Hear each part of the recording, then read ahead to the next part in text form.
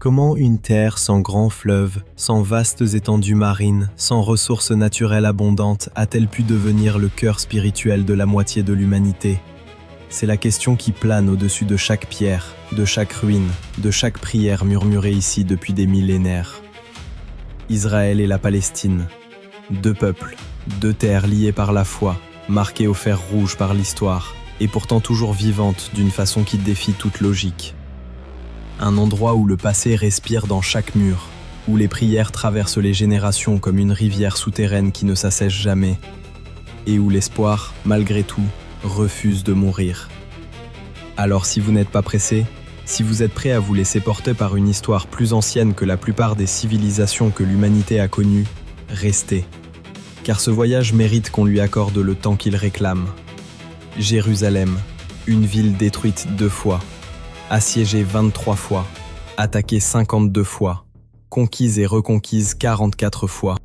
Et pourtant, après des milliers d'années de violence, de cendres et de reconstruction, elle est toujours là, cœur spirituel de plus de 3 milliards d'êtres humains à travers le monde. Nichée entre les rochers brûlés par le soleil du Moyen-Orient, là où le désert se fond dans le ciel et où le vent murmure comme un mythe oublié, Jérusalem ne surgit pas devant vous comme une ville ordinaire. Elle surgit comme une énigme, comme quelque chose que l'on pressent davantage qu'on ne le comprend.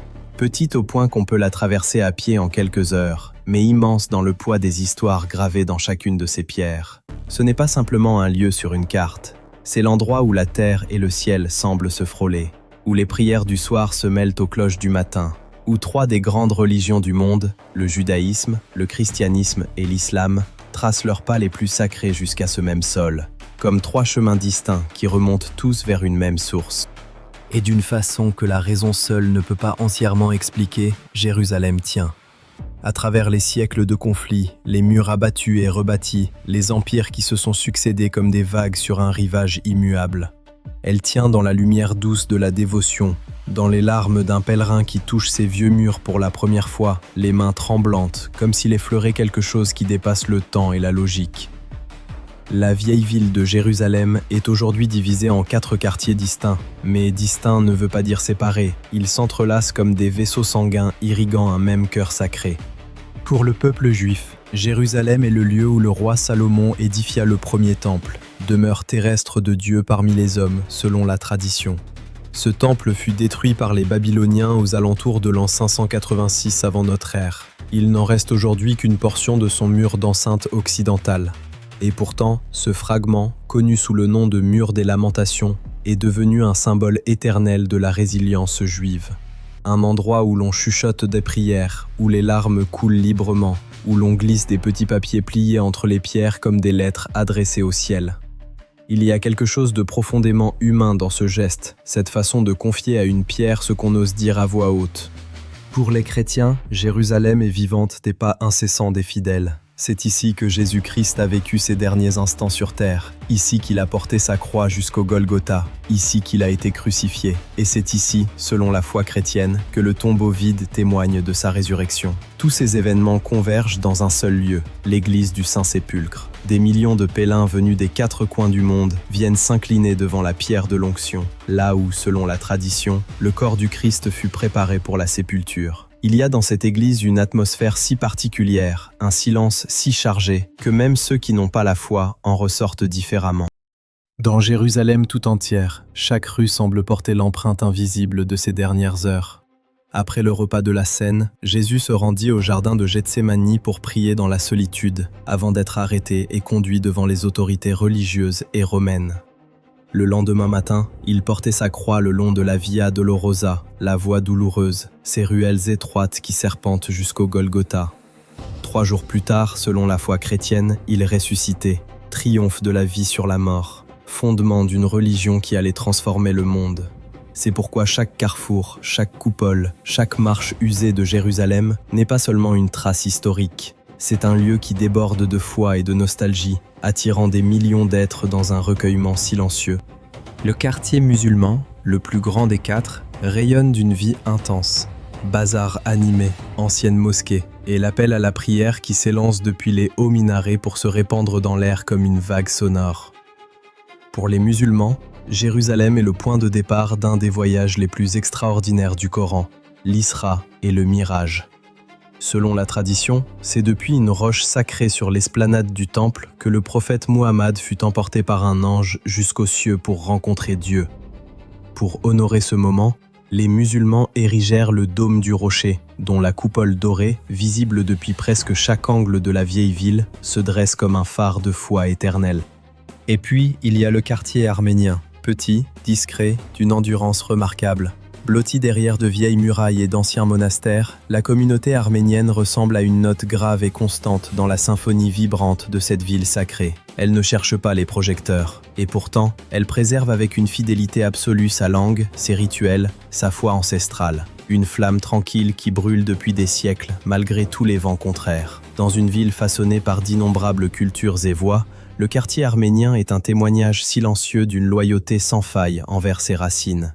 Comme si chaque pierre ici connaissait les histoires de ceux qui n'ont jamais crié, mais ont vécu selon leur propre vérité. Non loin du cœur de la vieille ville, s'élève le mont des Oliviers, site sacré vénéré par les 3 grandes religions monothéistes, chacune à sa manière. Pour les Juifs, c'est le lieu de repos de plus de 150 000 personnes enterrées face à Jérusalem, testament silencieux d'une foi inébranlable en la résurrection. Pour les chrétiens, la montagne est intimement liée au jardin de Gethsémani et à la chapelle de l'Ascension, qui commémore le moment où Jésus quitta ce monde. Pour les musulmans, c'est là qu'aurait lieu le jugement dernier, lorsqu'un pont apparaîtra au-dessus du gouffre pour permettre aux justes de traverser vers le paradis. 3 lectures d'un même paysage, 3 façons d'habiter un même horizon. Il est difficile, debout sur ces hauteurs, de ne pas se demander ce que cela signifie, que des êtres si différents dans leur foi regardent tous vers ce même point avec une révérence identique. À quelques kilomètres au sud de Jérusalem, Bethléem est une petite ville qui porte un poids immense, religieux, historique et aujourd'hui politique. Selon la tradition chrétienne, c'est ici que naquit le roi David, le légendaire souverain d'Israël. Et surtout, c'est ici que serait né Jésus-Christ, un événement qui a changé le cours de l'histoire humaine. La ville est considérée comme le berceau de la foi chrétienne. Au centre de la Bethléem moderne se dresse l'église de la Nativité. Construite au IVe siècle sur ordre de l'empereur Constantin, elle est l'une des plus anciennes églises chrétiennes encore debout. Sous l'autel principal, une étoile en argent à 14 branches marque l'emplacement exact où, selon la tradition, le Christ vit le jour. Chaque année, des centaines de milliers de pèlerins du monde entier se rassemblent ici pour prier, chanter et commémorer cette première nuit de Noël. Mais Bethléem n'est pas seulement un sanctuaire, c'est aussi une ville qui se bat contre une réalité difficile. Profondément touchée par le conflit israélo-palestinien, elle est coupée par un mur de séparation en béton de plus de 8 mètres de hauteur, une barrière massive qui traverse la ville, séparant les terres, les familles, les espoirs. Et c'est là, sur ces dalles grises et froides, qu'une autre voix s'élève, la voix de la résistance par l'art. L'artiste britannique Banksy, mondialement connu et toujours anonyme, a transformé les murs de Bethléem en une galerie à ciel ouvert. Le lanceur de fleurs, la fillette fouillée par un soldat, la colombe avec son gilet pare-balles. Ces œuvres ont fait le tour du monde. Elles rappellent qu'en temps de guerre, même les murs les plus sombres peuvent devenir des espaces de rêve et de dignité. On peut se demander si l'art peut vraiment changer quelque chose face à la béton et au barbelé. Et pourtant, face à ces fresques, difficile de rester indifférent. Au cœur des légendes de la Terre Sainte se trouve un mystère que les siècles n'ont pas réussi à dissoudre, l'Arche d'Alliance. Selon la Bible hébraïque, c'était un coffre en bois d'acacia recouvert d'or, renfermant les 2 tables de pierre gravées des 10 commandements remis par Dieu à Moïse sur le mont Sinaï. On croit qu'il contenait également un vase de manne, cette nourriture céleste, et le bâton d'Aaron, frère de Moïse. Sur le couvercle de l'arche se faisaient face 2 chérubins en or, formant ce qu'on appelait le propitiatoire, le lieu où la présence divine était censée résider. Pour les anciens Israélites, l'arche n'était pas seulement un objet saint, c'était la manifestation physique de la présence de Dieu sur terre. Elle était gardée dans le Saint des Saints, la chambre la plus intérieure du temple de Salomon, où seul le grand prêtre avait le droit d'entrer, et seulement une fois par an, le jour du grand pardon, Yom Kippour. Au-delà de son importance spirituelle, l'arche était aussi considérée comme une arme divine. Portée sur les champs de bataille, elle était censée placer l'armée israélite sous la protection de Dieu. Et puis, elle disparaît. Avec la destruction du premier temple par les Babyloniens en 586 avant notre ère, l'arche s'efface des archives de l'histoire. Cachée, détruite, emportée ailleurs, personne ne le sait. Elle demeure l'un des mystères les plus persistants de l'archéologie et de la religion. L'une de ces énigmes qui fascinent précisément parce qu'elle résiste à toute réponse définitive. Si Jérusalem et Bethléem sont des lieux où les histoires de foi se racolent à voix haute, le désert de Judée, lui, parle autrement. Il parle dans le silence. Creusé dans les falaises d'une nature implacable, le monastère de Mar Saba s'élève comme une forteresse de contes de fées taillée dans la pierre. Fondé au 5e siècle par le moine Sabas, il a maintenu pendant plus de 15 siècles une vie d'ascèse et de retrait du monde. Les femmes ne peuvent pas y entrer, elles peuvent seulement le contempler depuis une colline voisine. Dans notre monde saturé de bruit, Mar Saba ressemble à un rêve silencieux, un lieu où l'âme cherche le divin dans la solitude absolue. Non loin de là se trouve Jéricho, la ville la plus anciennement habitée en continu sur notre planète, avec plus de 10 000 ans de peuplement documenté. Cité dans la Bible pour le récit dramatique de ses murs effondrés au son des trompettes, Jéricho est aussi le berceau de l'agriculture et de la civilisation urbaine. Grâce à des sources naturelles, la ville a prospéré comme une oasis dans le désert, nourrissant la vie à travers les millénaires. Dans un pays de conditions extrêmes, Jéricho témoigne de la résilience et de l'ingéniosité des premières civilisations humaines. Il serait trop facile de réduire le désert à une terre stérile, hostile, morte. Sur les falaises escarpées, le bouquetin de Nubie, cornes recourbées, sabots qui semblent collés à la roche, escalade les parois à la verticale comme si la gravité ne le concernait pas. Dans le silence des nuits désertiques, l'effraie déploie ses ailes conçues pour voler sans le moindre bruit et fond sur sa proie avec une précision fantomatique. Le jour, sous le ciel de braise, le vautour percnoptère, l'un des rares animaux connus pour utiliser des outils, ramasse des pierres pour briser des œufs d'autruche. Au sol, le caracal, vif et nerveux comme une flèche vivante, peut bondir de plus de 3 mètres dans les airs pour saisir un oiseau en plein vol. Et au-dessus de tout cela plane le faucon pèlerin, l'animal le plus rapide de la planète, plongeant comme un éclair à plus de 300 km/h pour fondre sur sa cible.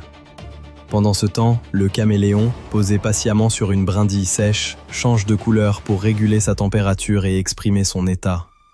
Ses yeux pivotent indépendamment l'un de l'autre, et sa langue, plus longue que son corps entier, jaillit en une fraction de seconde pour capturer un insecte. Tous ces êtres sont la preuve que la vie ne renonce jamais, même en plein désert. Voici le point le plus bas de la surface terrestre, la mer Morte, à 430 mètres en dessous du niveau de la mer. Malgré son nom, la mer Morte n'est pas une mer, c'est un lac hypersalin enchâssé entre les frontières d'Israël, de la Palestine et de la Jordanie. Sa concentration en sel est plus de 10 fois supérieure à celle de l'eau de mer ordinaire. Aucun organisme vivant ne peut y survivre, d'où son nom. Et pourtant, ce lieu est tout sauf sans vie. Sa richesse minérale crée un phénomène fascinant. Le corps humain y flotte sans effort.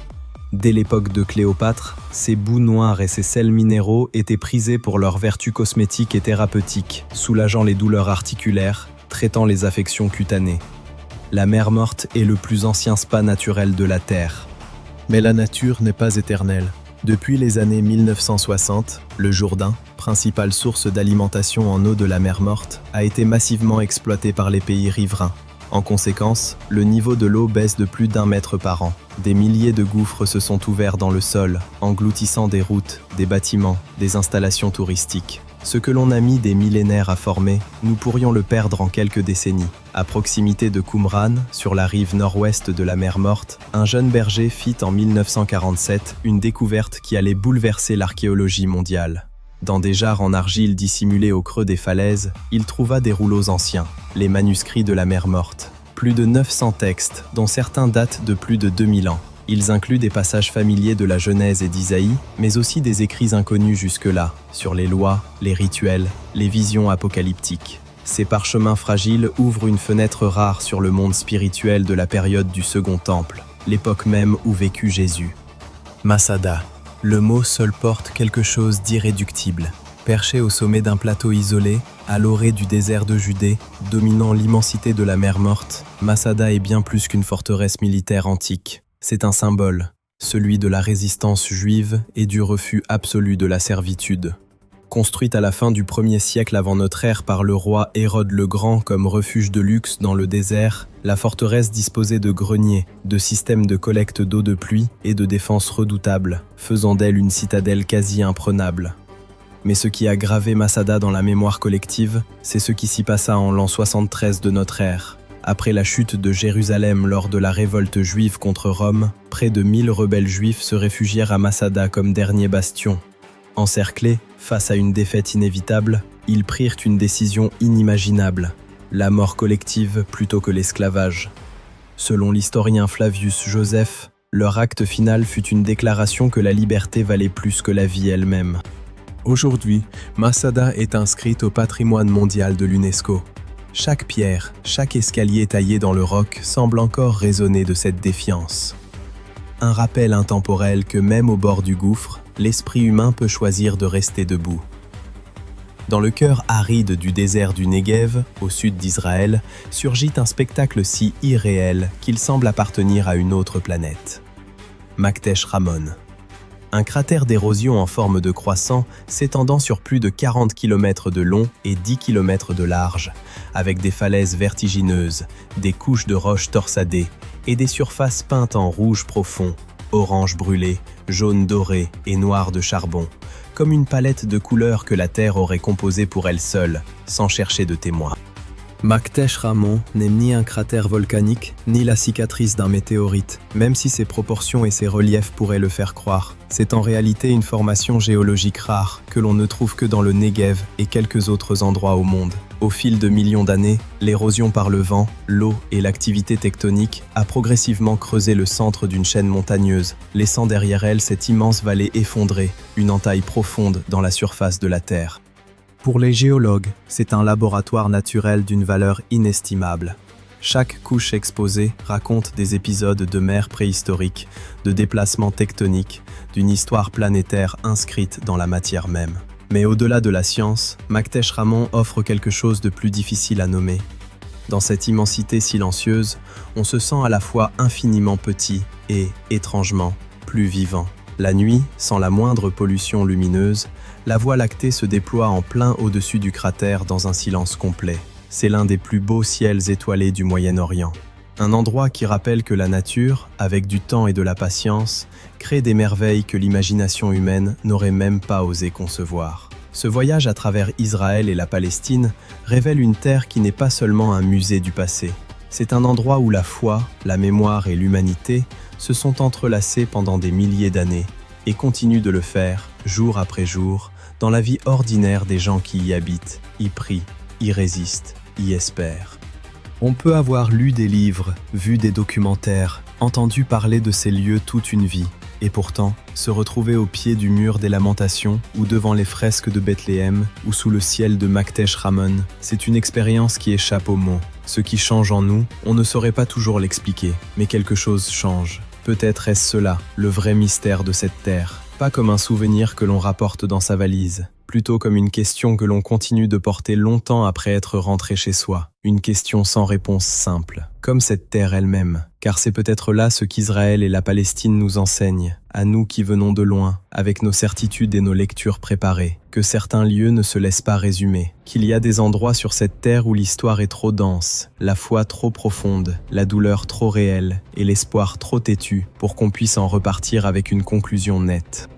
À Jérusalem, on croise en quelques mètres un rabbin qui prie, un moine franciscain qui chante, un muezzin qui appelle, et chacun est convaincu, dans le fond de son être, que ce sol lui appartient autant qu'à personne d'autre.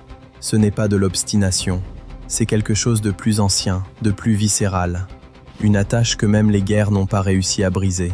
Et c'est peut-être là que réside le mystère le plus profond de cette terre. Non pas dans les archéologues qui cherchent l'arche d'alliance, non pas dans les parchemins de Qumran, mais dans cette capacité étrange qu'ont les êtres humains à s'accrocher à un lieu, à un récit, à une promesse, même quand tout autour d'eux s'effondre, même quand le mur est là, gris et massif, même quand le niveau de la mer morte baisse d'année en année, même quand la forteresse est perdue. Les soldats romains avaient encerclé Masada, les Babyloniens avaient détruit le temple, des empires entiers avaient tenté d'effacer ce que ce peuple portait en lui. Et pourtant, les prières sont toujours là, les pèlerins arrivent toujours, Les enfants apprennent encore les mêmes textes que leurs ancêtres lisaient il y a 2000 ans dans des grottes au bord d'une mer qui rétrécit. Il y a quelque chose dans cette persistance qui force le respect, indépendamment de toute position politique ou religieuse. Quelque chose qui ressemble à ce que nous portons tous, à des degrés divers, cet endroit de l'enfance qu'on n'oublie pas, cette langue de la grand-mère qu'on tient à préserver, cette tradition qu'on transmet sans trop savoir pourquoi, sinon que la perdre ressemblerait à une petite mort. Dans le quartier arménien de Jérusalem, une communauté entière a survécu à des siècles d'histoire violente en faisant précisément cela, tenir, sans bruit, sans revendiquer la première place, juste tenir. Il y a une leçon là-dedans qui dépasse largement les frontières de ce quartier. Et les murs de Bethléem, ces murs que Banksy a transformés en messages, posent une question à laquelle on ne peut pas se dérober. Est-ce que la beauté suffit à résister ? Est-ce qu'une image peut faire ce qu'une négociation diplomatique n'a pas réussi à faire ? On ne sait pas. Mais on sait que ces fresques font le tour du monde pendant que le béton, lui, reste en place. Et que les deux choses sont vraies en même temps. Cette terre est ainsi. Elle contient des contradictions qu'elle ne cherche pas à résoudre. Le désert qui abrite une vie extraordinaire. La mer qui porte le nom de la mort et qui soigne. La forteresse imprenable où tout fut perdu et qui est devenue le symbole le plus puissant de la volonté de vivre libre. Peut-être que c'est cela que l'on emporte avec soi. Pas des réponses, mais une façon différente de poser les questions. Une disposition nouvelle à regarder les pierres, pas comme des décombres, mais comme des mémoires. À écouter le silence du désert, pas comme une absence, mais comme une présence. À comprendre que l'histoire n'est jamais vraiment terminée, qu'elle continue de s'écrire dans les mains d'une femme qui glisse un papier plié dans une fissure du mur, dans les yeux d'un enfant qui regarde les étoiles depuis le fond d'un cratère vieux de millions d'années. Cette terre ancienne n'a pas fini de parler, elle n'a pas fini de poser ses questions, et nous, longtemps après l'avoir quittée, nous n'avons pas fini de l'entendre.